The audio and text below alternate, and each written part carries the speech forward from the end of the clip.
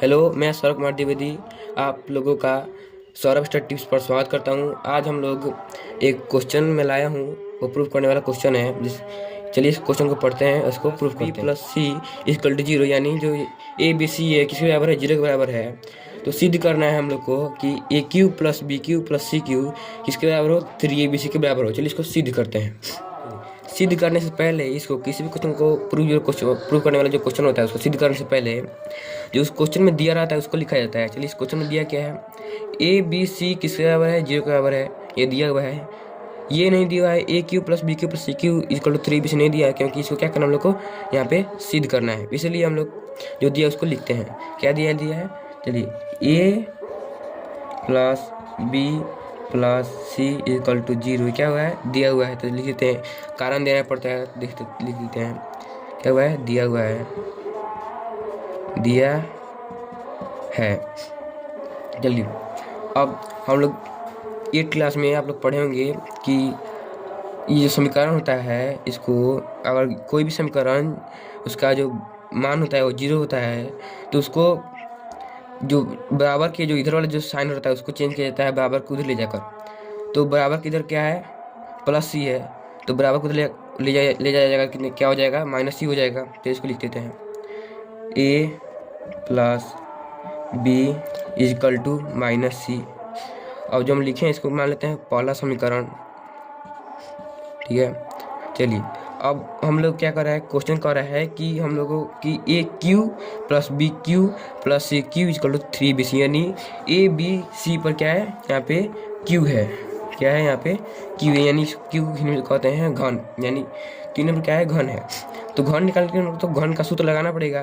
तो हमको A B और सी पर तीनों का क्यू करना होगा। तीनों का सूत्र से हम लोग क्यू करते हैं। ये अब ए बी और सी का क्यू करते हैं, तो ए प्लस बी का cube equal to minus C का क्यू। और ए प्लस बी का क्यू क्या होता है, इसका फॉर्मूला होता है A cube plus B cube plus 3ab into A plus B equal to minus C का क्यू का हो जाएगा माइनस सी का क्यू ही, क्योंकि माइनस को 3 बार गुना किया जाता है तो माइनस में ही आता है। चलिए इसको मान लेते हैं हम लोग दूसरा समीकरण, ठीक है। अब चलिए अब हम लोग को यहाँ पे आ गया है A cube plus B cube plus 3ab into A plus B equal to minus C का क्यू आ गया है। चलिए अब हम आगे बढ़ाते हैं क्वेश्चन को, A cube plus B cube plus C cube. अब इस सी को कहाँ से आ गया, देखिए यहाँ पे जो बराबर के बाद माइनस सी क्यू था उसको हम लोगों ने यहाँ पर लाया, क्योंकि हम लोग क्वेश्चन में कह रहा है कि ए बी सी यानी A cube plus B cube plus C cube, यानी क्या रहा है, एक संग रहना चाहिए, ठीक है। अब जो इक्वल टू, अब ये बी के साथ क्या है, plus 3ab into plus B है, इसको बराबर उधर उस साइड लाइन यानी दाया साइड ले जाया जाएगा, तो हो जाएगा प्लस में, तो जाए उधर जाएगा तो क्या हो जाएगा, माइनस में हो जाएगा। तो minus 3ab into A plus B. चलिए अब क्या करते हैं, अब हम लोग को इधर का जो इस साइड का जो हम लोग को प्रूफ करना था वो तो प्रूफ हो गया, A cube plus B cube plus C cube. अब बाकी ये बराबर किधर यानी 3ab से हम लोग को लाना है।